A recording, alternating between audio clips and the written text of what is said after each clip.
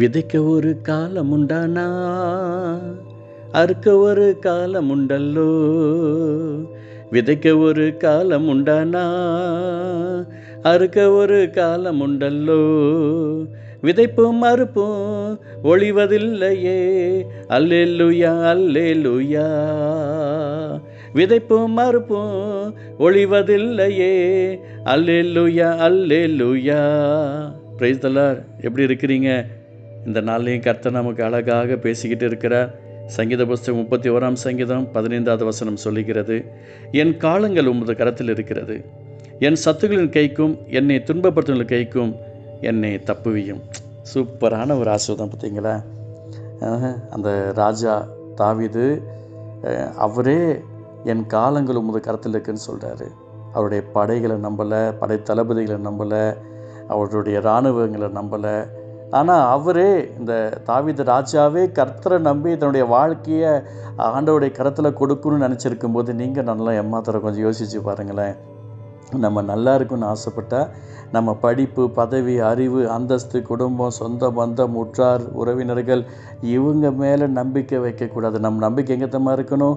கர்த்தர்கிட்ட தான் இருக்கணும், ஆண்டவர்கிட்ட தான் இருக்கணும். அவர் அதை எதிர்பார்க்குறாரு, அதை அவர் நிச்சயமாக எதிர்பார்க்குறார். தாவீது என் காலங்கள் உமது கரத்தில் இருக்கிறது. இது இங்கிலீஷில் சொல்லும் போது my time is your hand ஒரு பதத்தில் சொல்லிக்கிறது, my future is in your hand.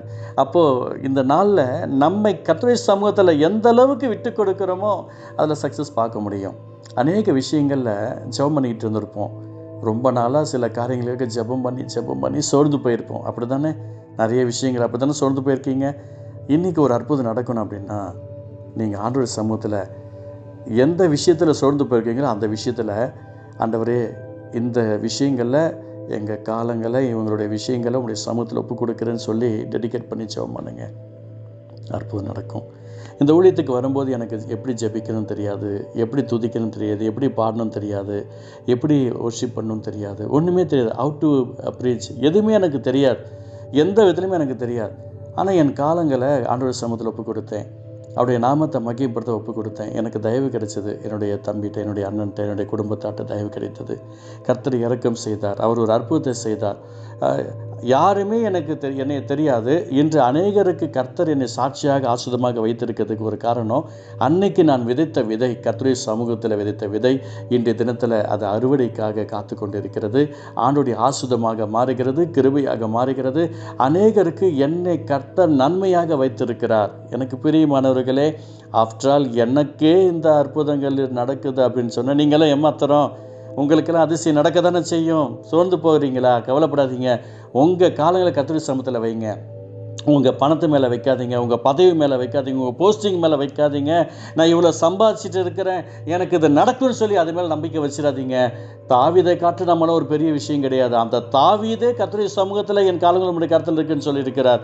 நீங்கள் ஆண்டவர் சமூகத்தில் உங்களை ஒப்பு கொடுங்க. அவர் சொன்னது பிரகாரமாக நிச்சயம் நடக்கும். என் காலங்கள் உங்களுடைய கருத்தில் இருக்கிறது.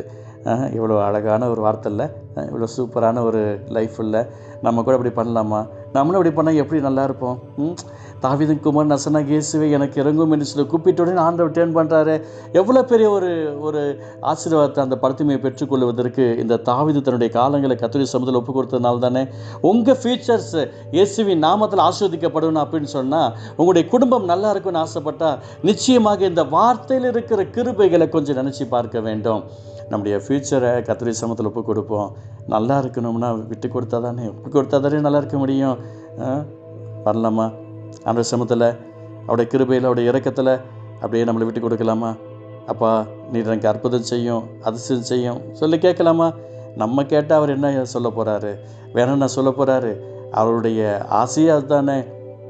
பிதா தம்முடைய குமாரனை இந்த பூமியில் அனுப்பி வச்சு அவருடைய ரத்தத்தெல்லாம் கொடுத்து அவருடைய தலையில் பினாகசு முள்ள சூட்டப்பட்டு நம்முடைய குடும்பத்தில் நம்ம மேலே இருந்த சாபங்கள், அக்கிரமங்கள், அசிங்கங்கள்லாம் மாற்றும்படியாக அவர் இந்த பூமியில் கொடுத்துருக்கிறாரு இல்லை? அப்போ நம்ம நல்லா தானே இருப்போம். அப்போ சந்தோஷமாக அவரை நோக்கி பார்க்கலாமே.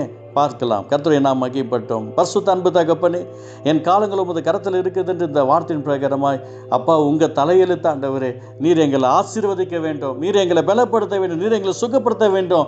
ரொம்ப மாசமாக ரொம்ப வருஷமாக சில விஷயங்களை தடுமாற்றத்துடன் சமுதிரம் கேட்டுட்டு இருக்கிற பிள்ளைகளுடைய வாழ்க்கையில் இந்த நாளில் ஒரு அற்புதங்களை, அதிசயங்களை, ஆசுதங்களை, ஐஸ்வர்யங்களை பெருகும்படியாக இந்த விசுவாச வார்த்தைகளை விதைக்கிறோம். இதை அற்புதங்களாக காண செய்வீராக. இயேசுவின் நாமத்தில் ஜெபிக்கிறோம். கர்த்தர் உதவி செய்யும். இயேசு நல்ல பிதாவே. ஆமென், ஆமென்.